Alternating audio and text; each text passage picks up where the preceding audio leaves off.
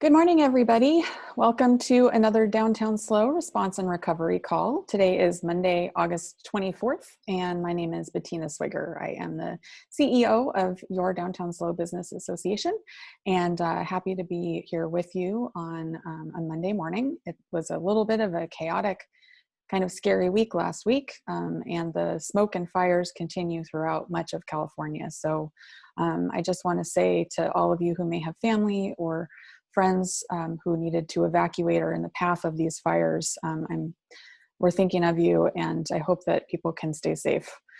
It certainly had an impact on our downtown businesses as well. We had, with the thick smoke, we had a lot of restaurants not operational in the outdoor patios that had been set up. And so that resulted also in us closing down the Mission Plaza open seating because it wasn't safe to be outside. So I hope that people are feeling that they got enough fresh air and that they're inside, and it'll be a little bit cooler this week. So hopefully that will help us move through this chaotic moment.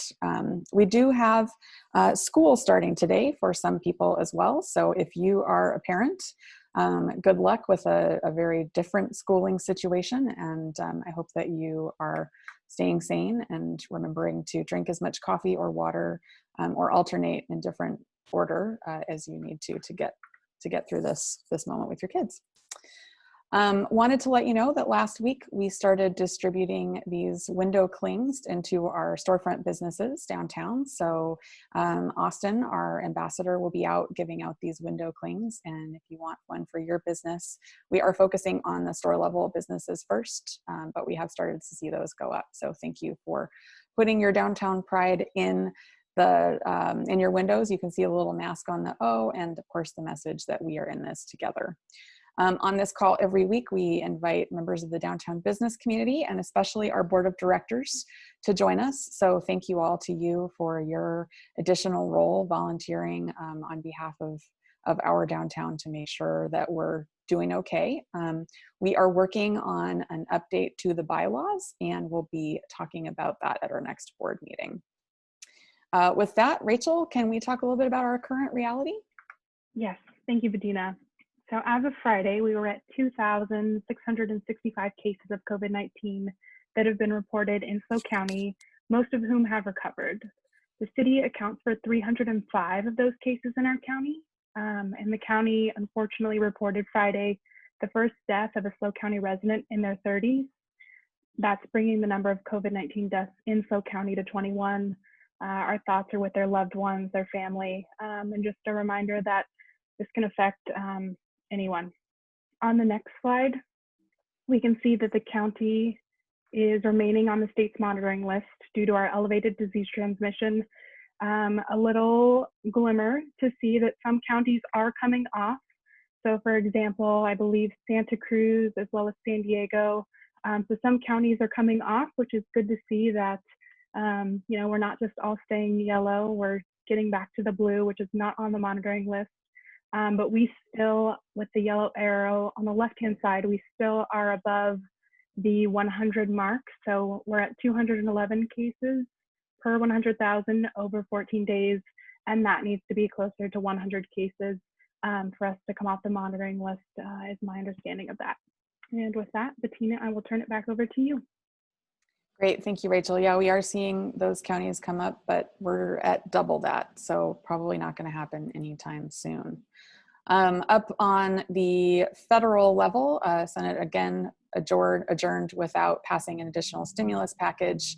And as I said last week, the lawmakers are still interpreting what the executive orders that President Trump issued will mean. There were 4 executive orders that were supposed to be effective September 1st.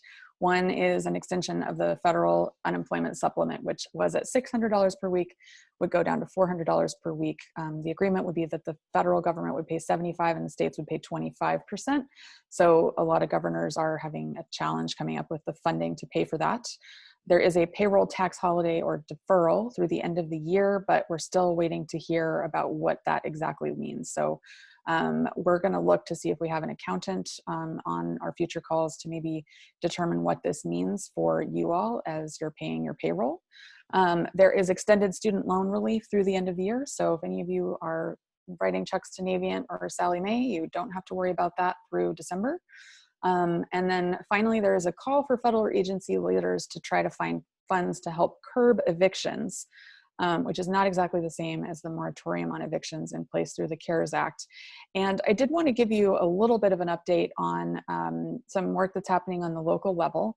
I serve as the business representative on the Homeless Services Oversight Council for the County of San Luis Obispo. And the HSOC, as we call ourselves, is looking to advocate to the county to pass additional moratorium on evictions, because we have done a number of research on the committee levels that show that our county is particularly at risk for another round of homelessness challenges. And you may know in our situation here, we do not have enough shelter beds to account for the homeless population that already exists.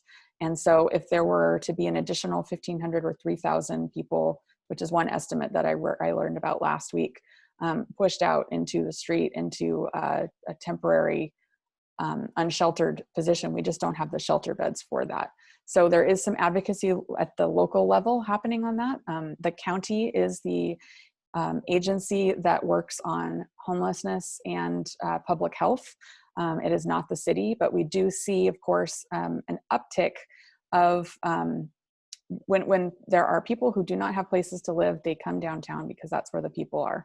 So it's something that we as an organization always pay careful attention to, and we're trying to understand what this is going to mean, given that some people may be getting evicted coming up. Last week, I let you know about some exciting agenda items that were on the city council meeting that were affecting downtown, and the 3 items that were presented did pass. So the first was authorization to purchase multi-space pay stations, and this passed, and the work is going to be completed by December 2020. So that means they'll be removing about 500 parking meters from the downtown, which will be great because that'll allow for expanded sidewalk access, and multi-pay spaces will be installed. Those will have credit card chips. The technology will be a little bit better, easier to use, and it will be kind of a seamless transition. So that is going to be some more light construction, but ultimately a good transition. So thanks for the work that the Parking Services Department did on that, and for City Council to pass that. The 2020 Climate Action Plan was also approved, and this is a very exciting piece of documentation that there's been countless hours of staff time and citizen input into this. So rather than me try to give you the bite-sized version of it, we're actually going to invite Chris Reed and Bob Hill from the city of SLO to give a presentation, not next week, but the week after that, on this topic, so that you can hear about how the Climate Action Plan affects our downtown. And the final item, this is the very complicated one with a lot of alphabet soup zoning regulation in there. We're actually going to hear more about this specific project, which is at 1144 Choro, in just a few minutes. But before that, we'd love to get our reports from our partner agencies. So first up, we have Lee Johnson with the City of SLO. How are you today, Lee? I'm doing well, Bettina. Can you see me? I don't know if my video Yes. turned on. Yep. Okay, good. Excellent. I hope everyone stayed safe over the weekend. As Bettina mentioned, all the fires, etc., are causing plenty of challenges, and they also cause challenges for us. Not only just day-to-day living, but also the fire department, everybody being engaged, helping out others. Also, people have asked, there's a lot of protests, events, those kind of things happening. And we update the community via social and also our website under City News. You can either go there and check it on City News or subscribe to it, and you'll get the updates as we have them. Open Slow continues. We put the bike lane in on Higuera. Now we'll move forward with the changing over the parklets there to the more semi-permanent ones. So that'll be happening this week and next week, and continue as fast as we can get the parklet materials. The state released unemployment data for July. The county's at 9.9%, SLO cities at 10%, Paso's at about the same, with AG and Atascadero being slightly lower and Grover and Morro Bay being slightly higher. That's it for me today. Thank you. Thank you, Lee. Could you actually expand a little bit about how the fire department is working? Have they been deployed out to other counties, or? They do. It just depends on the situation. We have mutual aid, and then when the state requests resources, then we send resources, and when we need resources, we get them. So we've been pretty much engaged. We've been engaged in a lot of different places. It's a constant moving of men and materials to make things work. Okay. And then as far as the protests go, there is a scheduled event tomorrow morning, I understand. Yes, there is a press conference tomorrow morning, and we're working on the details of how to manage that and how that will all work as fast as we can. Okay. All right. Well, thank you. And it was been very interesting to see last week, actually, the smoke and the heat, I think may have had a little bit of an impact, a positive impact on the Higuera bike lane transition, although it certainly was less pleasant for the poor workers to be out there installing it. We're observing the traffic patterns and watching the delivery trucks come through. Very excited about that bike lane is because we want there to be more ways for people to access the downtown. However, there are some issues just around delivery trucks and loading and unloading. You can also just expect a little bit more construction in the downtown. As Lee mentioned, I was out this morning, and there are, I think, 3 different crews taking out the temporary parklet barriers, and so that can cause slight traffic delays. Just a little bit of an update there. Up next, actually, I think we're going to have the chamber talk a little bit about the Small Business Relief Fund that is with the chamber, the city, and the community foundation. Jim?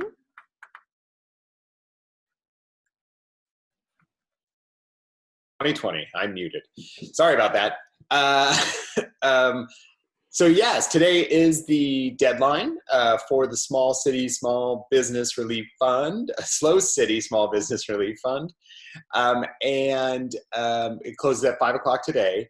I will say we already have 382 applications for 52 grants. So, it really does just go to show kind of the need out there. We certainly know that some of the folks as we've flipped through that 382 number, some folks have applied even though they're not in the city of SLO. And so we'll have to take those out. But either way, it's almost a 6-to-1 ratio, over a 6-to-1 ratio of grants we're going to be able to provide. So it's just so it's going to be great to be able to give some of those out, but so disheartening to know that there's just so many that we're not going to be able to fund. But there's still time. Maybe your argument is the best one if you have not applied yet and you're in the city and you have less than 25 employees to apply. Additionally, you'll see in the Tribune today, we released the results of our August survey. It's a regional survey that put out by the Central Coast Coalition of Chambers, and kind of runs from Buellton to San Miguel. And we kind of survey all those issues. And so an interesting survey because it brought us back kind of a mixed bag of issues. Certainly we saw in our July survey a lot more optimism because everybody had been open, but it had been done just before the kind of reclosure or the step backwards on the state open plan. And so we did see some of that kind of optimism fall back in August. But we did see good news in decreases in the amount of businesses reporting extreme losses. So, we were down, another 20%. People were seeing revenues coming up, again, still down, but not down as much. Additionally, those who saw revenue increases, we saw more people with revenue, like positive revenues in there. And so we have, seen through this kind of survey. It's been great to see and get a region-wide perspective of what people's needs are. And I think one of the most, obviously the thing that has hit most people the hardest is the idea of the uncertainty of time. I'm sure some of us thought within 3 weeks we'd be back, and then all of a sudden we thought it would be 3 months, and then now we're at 6 months going, who knows when it will be. And I think that's the hardest part for businesses that we're seeing. And obviously the number one issue is still revenue that folks need to see in order to bring their businesses back. So yeah, check out the article there. We're doing them every month. And all the chambers up and down the coast are sending them out, and we're kind of sharing that information. So we'll have another one going out in a week to check how things have changed in September, or have they gotten better. But now we're getting a actual kind of trend line on some of these things, which is great. Just real quick, we had a question about how the decision-making criteria be for who gets the 52 grants. I would say the way we're going to do it is we've agreed that there will be a committee of 6 people, 2 from the city of SLO, 2 from the community foundation, and 2 from the chamber, whose task it will be to grade and rate those applications on basis of the answer and loss. But obviously revenue loss is a huge piece of it, and the long-term sustainability of getting you through that. So there'll be 6 decision makers kind of working through that over the next 3 weeks, especially with that many applications to deliver those. So that's the update I have, and open to any questions. Great, Jim. And I do have a question about the survey. I know you're working with the coalition of chambers here. Do you see any data from national chambers or other chambers in the state that shows and compares how our county may be doing, comparatively speaking, to other areas? Unfortunately, it's really a mixed bag on this. We don't really look at the national model, but the WACE, which is the Western Association of Chamber Executives, takes in the Western United States. And it's really difficult to see, because it changes so drastically depending on what your economic model is. So if you're a major manufacturing area, you probably haven't seen much in the downturn. In fact, you may have seen increases. But then even where tourism, as if you had a chance to see our Friday working lunch with Chuck Davison, SLO is actually in tourism doing way better than other regions. Even our flight market is in the top 10 in the nation. So, kind of getting all of these things going, you don't see a real trend line. It's really kind of regionally specific. And, from our side, we're actually potentially looking like we're doing much better than some other regions who have been hit really hard, the Bay Area and LA, if you will, just in our state on these issues. And we'll be discussing some of these things at, the Good Morning SLO on Thursday, kind of talking about, the supply chain and all these issues. So Good Morning SLO is another one this Thursday at 7:30 a.m. We'll be doing another Good Morning SLO. And then this Friday on our working lunch, we'll have Megan Souza, who's opened the first cannabis store in SLO. So, definitely open, and should be an interesting conversation for that. Great. Thank you very much. Appreciate that. And I know that's going to be a really heart-wrenching decision process for you to decide on those grants. I wonder if there has been any additional support that's come through from the Community Foundation, from private donors who see the demand for this, and if there might be more resources becoming available? That's actually a great question. And we haven't seen it yet, But our theory is potentially what our hope is that we will be able to, once we tell the story of how many people got it and how many people didn't get it, that it may drive even further action on it. And we won't have to redo the application process because we will have, nearly 300 people who may have not received it already. So we can just kind of filter through that application line again, depending on how long it is between donations. Great. Thank you. Thanks. All right, up next we have Olivia Van Hoy from the SBDC. And Olivia, I know we've got a big event happening tomorrow. Yes, Bettina, we do. Tomorrow we have our Plan and Prepare for Q4 webinar. It'll be taking place from 9 to 11 a.m. I'll be sure to put our Eventbrite link in the chat this morning. We've got a general session and breakout sessions specific to restaurant, retail, and health and wellness industries. Bettina will be joining us tomorrow morning to give a policy update from Downtown SLO.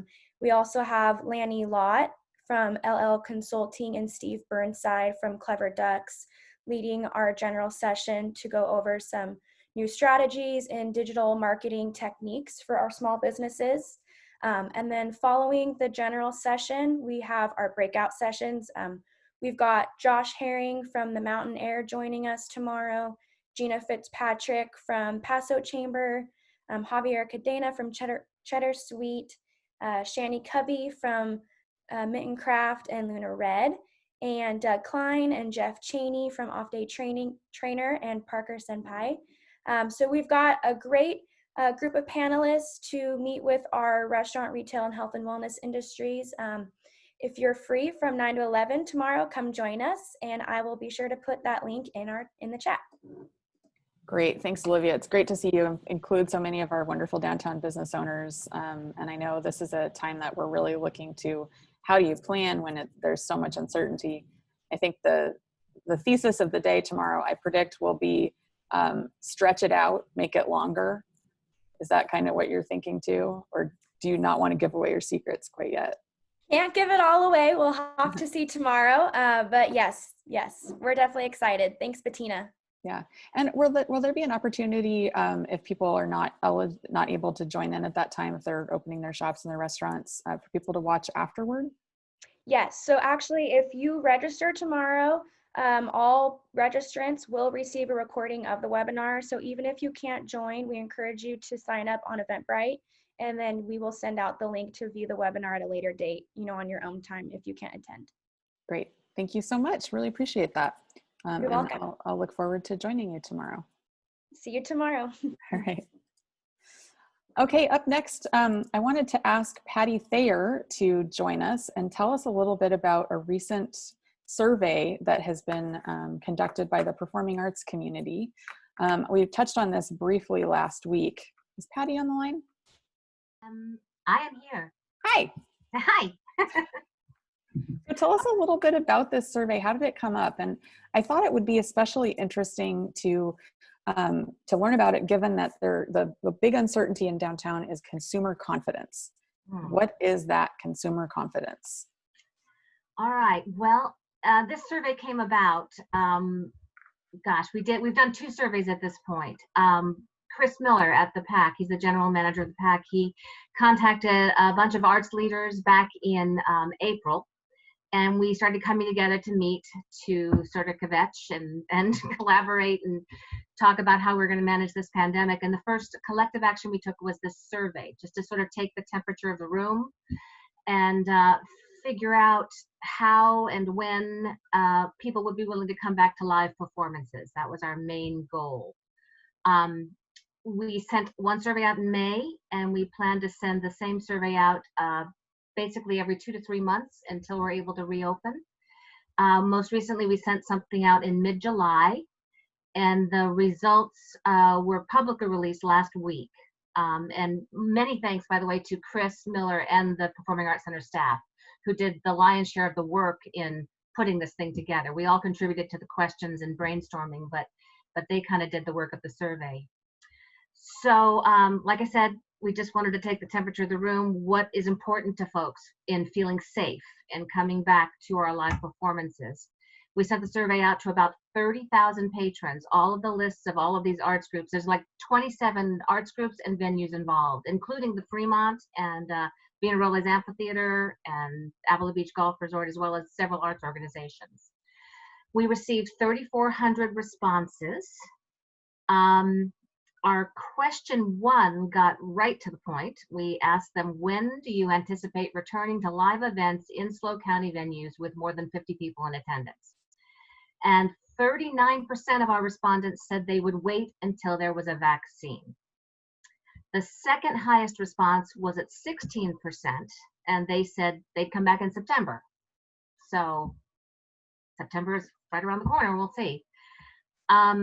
On both surveys, we asked them to rate how important specific safety protocols are to them now and when they return to live performances.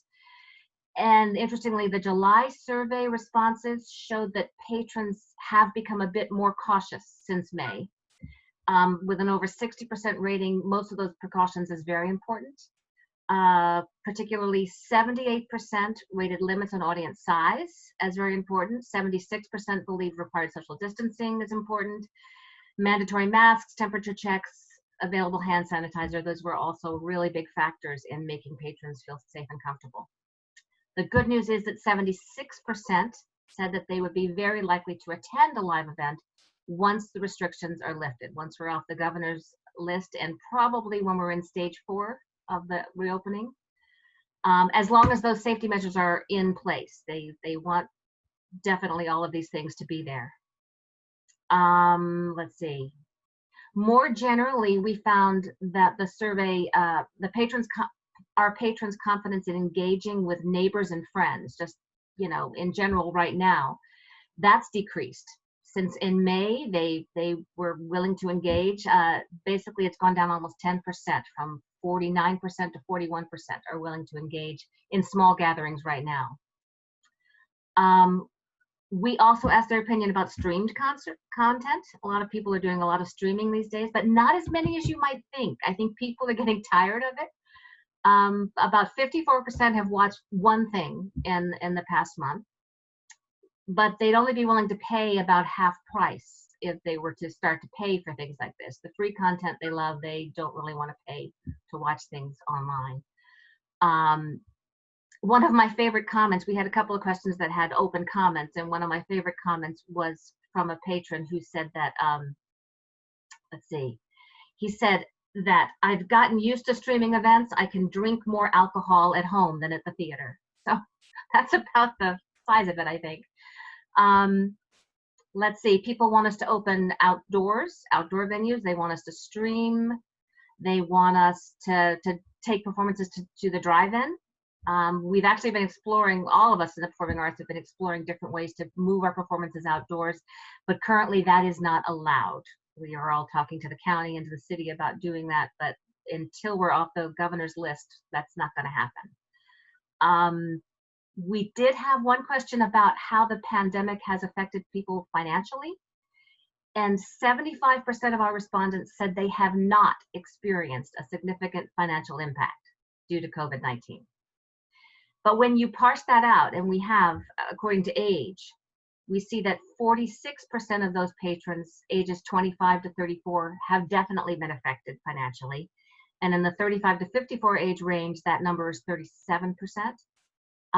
When you're over 65, which is, you know, patrons of the arts, oftentimes at least committed, regular patrons of the arts who attend and subscribe and donate, those people are generally in the over 55 range. So when you go to the over 65 age range of people, 86% of those people have not been affected financially. So that's an interesting data point.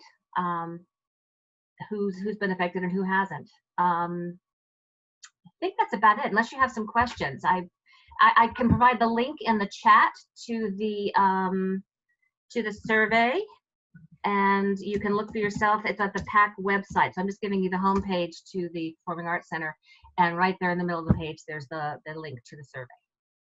Great, thank you, Patty. I think it's really fascinating to hear about those results, especially that last piece you touched on, right? Yeah. The economic impact of this pandemic is affecting different populations disproportionately. So if your business is relying on people who are skewing a little bit older, maybe retired, don't have to work in the customer service kind of retail type jobs, you're probably going to be okay. So it'd be really interesting to see in future iterations of this if that could be, like, the data set could be layered on top of the data set of the demographics of San Luis Obispo. I'm not sure if you have the research capabilities to do that, but that was a question that came up for me. Like I said, most of the detailed work was done by Performing Arts Center staff, and they still have a pretty full staff. So we'll work on that. We'll come together as a group next week. I think is our next meeting. So that's a great idea. Great. Yeah. And this really affects our downtown because we have so many wonderful cultural institutions in our downtown. And when people go to the theater, when they go to a concert, they spend money in restaurants, they go shopping, they park in our parking structures, they consume retail, and they participate in the economy. So it may seem that it's disconnected, but in fact, it's integral to a downtown being successful. So thanks for going into that level of detail, Patty. And for those of you who haven't watched the intermission show yet, definitely tune in because it's quite entertaining. Thanks, Bettina. Yes. Up next, we have Mark Rawson, who is on our board of directors. He works with the Copeland Properties, and he is the architect for the 1144 Choro project. And now that the project has moved through another step of approval, we thought, Mark, you could walk us through a little bit of what this means for our downtown, just high level stuff here. Sure, be happy to. Hi, Bettina. Yes, many of you may know this project. We finally received complete approval, unanimous approval from the Planning Commission and the City Council last week. The City Council voted to approve the project. We've been working on this for the past couple of years. As many of you are aware, the building that's there at the corner of Marsh and Choro has sat vacant for over 5 years now and has had a variety of efforts to redevelop or rehab the existing building that all met roadblocks and their demise through various reasons. So we took a larger look at the property and decided to embark on a complete redevelopment of the property with a focus on providing housing, since we believe and share that belief with the city that more people living downtown would be a benefit, with the eyes on the street and people to shop and eat at the restaurants and various facilities that we have downtown. We have a strong belief as well in the added vitality and viability of having more housing downtown. So the upper 3 floors of this project are dedicated to housing. And one of the things that's somewhat unique with this project as well is that we were able, through a planned development overlay, to increase the density of this site from what would normally be allowed.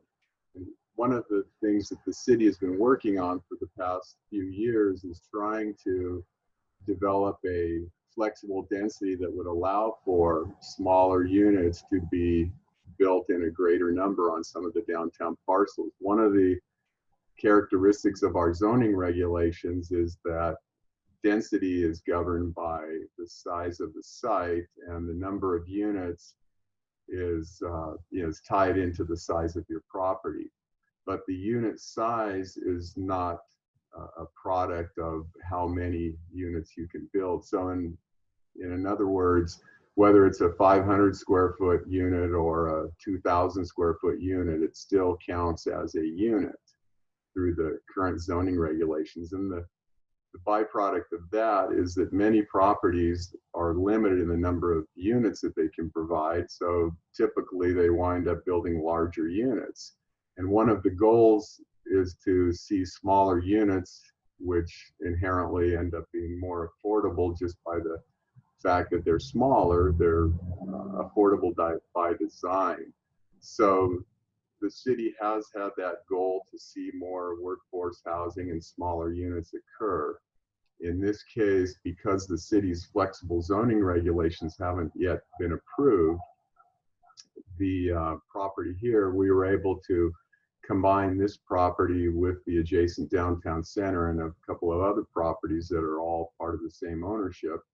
And in doing so, using the planned development overlay, we're allowed some flexibility with how that density is used on the site. So in this case, we were able to come up with a project that would allow us to build 50 apartments here in the upper 3 levels of the building. And in this case too, 25% of those units are deed restricted as affordable to moderate income households. So all of the units in the project, there's a variety of unit sizes ranging from just a little over 300 square feet to just under 650 square feet. And they are a mix of studios, 1 bedroom, and some 2-bedroom units. The other aspect of the project is that we've got 2 floors of office located on the 2nd and 3rd floor of the building, with the idea that, you know, in a perfect world here, we could see the opportunity for some larger type office users. It's something that doesn't exist very much in the downtown right now, are very large office spaces that could accommodate some of the bigger office type users. And in this case, the ideal scenario would be a lot of office users and occupants that could even conceivably live in the same building. So it's, you know, essentially an ideal live-work type of facility. There's also 3 spaces planned for the ground floor that would be ideal for dining or, you know, some types of food service uses. The lower level of the property or of the project has outside dining seating surrounding the 2 street frontages. So we've set the building back from the street front to create some of these dining patios, and additionally set back the upper floors considerably to lessen the scale of the building and also to provide some terraces at that level for the residential units. So we're excited to finally have reached the approval stage through the entitlement process. It's taken about 2 years to get here, and now we're starting on the construction drawings, and that would likely take, you know, as much as a year to get through the final construction drawing approval process and break ground. So, you know, our goal is to see this building completed in roughly 3 years from now. Great. Okay. Well, I especially appreciate the insight into that last piece because I know this is a very complicated process, and it's not going to spring out of the ground overnight, right? So we all learned that lesson watching the 2 major hotel projects come out of the ground. That took a long time. I also want to ask you, you mentioned that there are 50 dwellings, and some of them are set aside for low income or moderate income housing. What is the threshold for that? For the moderate income housing, Yeah. it's based on the average income for the city. It's, I believe, between 80 to 120% of the annual income for the county is what establishes that moderate income household. The city has a published, we call it the Table 2 in the housing regulations, that dictates the affordability indexes and how much properties can rent for or be sold for within that moderate income household. It changes each year based on annual income. Great. Okay. So it's set by the county. It's not set by the state, that definition? I believe it's set by the county, I believe. Yes. Okay. I mean, the city actually runs or publishes the document that we have to conform to, but I believe it's established as under 120% of the annual county income. Okay. I had another question related to everyone's favorite topic, which is, of course, parking. And I know that there is, somebody reached out and said that their understanding is that parking is only lightly addressed in the plan. So what will happen to the cars for all of those residents, and what's the thinking behind that? Sure. Well, the goal, you know, with the city is not to have private parking garages built within all the downtown properties. It would be a poor use of downtown land. So the city, for a couple of decades now, has had a structured parking program and has been in the process of developing the downtown parking structures within the parking district. So the goal here is to have the users of these downtown residential properties utilize city parking structures. There are some spaces contained on the site which are primarily intended for car share vehicles, and there's ability for accessible spaces for accessible user, and there's also some drop-off and pickup spaces. But the primary goal would be to have the residents, if they own cars in this facility, to use parking structures that are managed by the city. And that way you have multiple users, and the parking structures would have better opportunity to be used in a more efficient manner. If we had parking on site here to accommodate all of the users, there's a good chance that many of those spaces would sit vacant while the people that live there are gone during the day, versus a downtown scenario. If you have a user that leaves during the day, then that space is available for people that come into the town during the day. So there's a better efficiency with public parking structures that can be used by multiple groups as opposed to private parking structures contained within these private developments. That was a great answer. And also just a reminder that that structure is across the street from the Marsh Street parking structure. So yes, it's possible that people could buy residential permits, maybe park on the upper level of that structure. And incidentally, I'm not sure what the status is right now, but we were looking at the Palm to Palmo parking structure being constructed. And so that would potentially offset some of those other additional parking issues. Exactly. Yeah, there will be a substantial parking and loop fee paid for this project, and that would go into the city's parking enterprise fund, which helps to fund some of these public parking structures. Great. Yes. Well, thank you for that insight. And it's interesting to look at this illustration right now, because it certainly looks like it was a building that was planned for a pandemic with all of that outdoor seating space. So I don't know if there was a crystal ball there, or if it's just that that's how we see everything now. But all right, and it'll definitely affect our organization, because our organization is across the street from it. So it'll be exciting to see that come out of the ground. Thank you, Mark, for that detail. Appreciate it very much. Thank you. Just a reminder that we do have open seating in Mission Plaza daily, 11 a.m. to 8 p.m. It's the Downtown Dine Out program. So we encourage people to take takeout, enjoy great food from our local restaurants, and you can enjoy these tables and umbrellas put in place by the Open SLO program. We are working with the city to promote this program, and we did cancel it for 2 days last week because of the smoke. But we're hoping that things are clearing up a little bit. There is some blue sky out right now, so stay tuned for this to be in place. I want to also let you know that I came off a call right before this. I was with the International Downtown Association. We have a group of CEOs that meets weekly or every other week, and it's really interesting to hear the differences in opinion among my peers about how people are going to be returning to the office. And what I mean by that is, obviously downtown SLO is the site for a lot of people to come in and commute to work every day, and it's been affected by the pandemic, certainly in the city and county government workers who are working from home at this time. But other downtowns frequently, have large skyscraper multi-story buildings with giant office spaces, and they're seeing dramatic reductions in their foot traffic as a result, and very, very concerned about retail and restaurant foot traffic and those businesses surviving an extended work from home effort.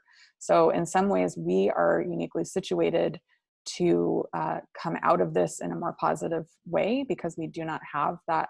We do have a lot of commuters, as we know, but they're not coming in to spend hours and hours of time, thousands of people stacked on top of each other. So an interesting moment for our kind of low density, charming downtown to be experiencing, pandemically speaking. We are, of course, here to help you. Reach out at downtownslo.com. As I mentioned at the beginning of the call, Austin will be distributing the window clings with the We Are In This Together for you to put in your window or on your cash register. And we do have some questions that I wanted to address quickly that have come up in the chat. One is for Lee at the city. We understand that there is a press conference tomorrow morning. What is the city's law enforcement plan, and are there enough resources? What is the level of expectation for crowds and public safety? I mean, all of that is a constant evaluation of what we're seeing on social media, what we're hearing from the organizers, and all those discussions. And we have the support. We have a great agreements with the rest of the county, with sheriffs and everybody. So we'll be covered, whatever resources we need. Communications team, everyone's engaged on that. So we'll deal with it. We've had a lot of these over the last couple months, and so we'll just keep putting the resources together and make it work. Do you know if the roads will be closed? Like, will Monterey Street be closed, or do you not know that at this time? My guess is we'll probably close it up around the county building, but that's what's happening today, planning for that between Public Works, PD, comm team, everybody. Okay, thank you. Mm-hmm. We also had another chat. David, if you're available, we'd love to hear from you a little bit about your occupancy over at Hotel SLO. How are things going? Oh, he may have stepped away. Okay. Occupancies are doing very well on the weekend, with the previous weekend almost at 100%. This past weekend, because of the smoke, we saw a reduction in that, but we're expecting pickup over the next 2 weekends going into the holiday. So we've surpassed what our expectations were initially as far as room occupancy. Food and beverage continues to grow with the exception of last week, primarily because of the smoke. A big portion of the revenue that we own, obviously because we're all outside now, is on the roof, which was difficult for 2 days. And we saw a little less traffic, although when the weather's good, we see that picking up. So we've seen good pickup, and that is expected through September. Our concerns are not so much October, but November, December, January, depending on when we can get back inside, is a big factor on how we'll be able to service our guests from a food and beverage standpoint. But we continue to see growth, which is both a blessing and a surprise through the end of September right now. Great. Are you seeing any evacuees come through to your property, or is it mostly tourism type travel? It's mostly people traveling between San Francisco or LA, or departing San Francisco and LA. And the reason we know this is we see people come in for 2 days and then they extend. And they extend because they'd rather spend another day where they can go out, go to the beaches and that type of thing. So, which is a pretty unusual pattern overall. But I would have to say probably 1/8 of our guests that come to the hotel usually end up extending. And we're seeing a lot out of Northern California right now, obviously, because they're dealing with the effects of the fires up there, and almost an equal amount out of LA, and of course some out of the Central Valley. But we're seeing reductions since kids are going back to school as well. And I imagine you'll probably see some Cal Poly parents moving their kids in as well.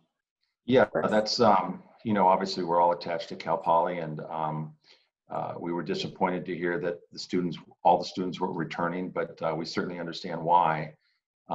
But still with 5,800 or roughly 5,800 returning, we've received quite a few reservations really between September 4th and September 13th, which a large portion of them are parents dropping their children off, or young adults, I should say, off. And it's always been a very favorable piece of business that we've gone after.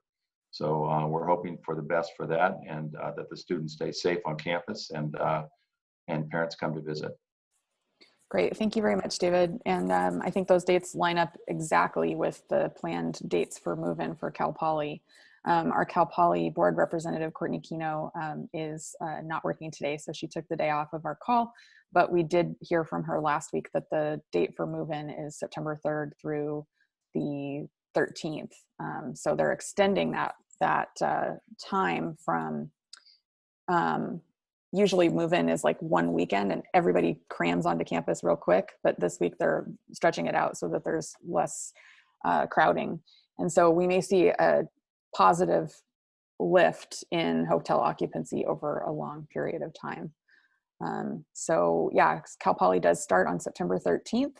And that will be a really interesting moment for us because we know that there are 5,800 students coming back to live on campus, but there are an additional potentially 20,000 students who are going to be filtering back into our community. So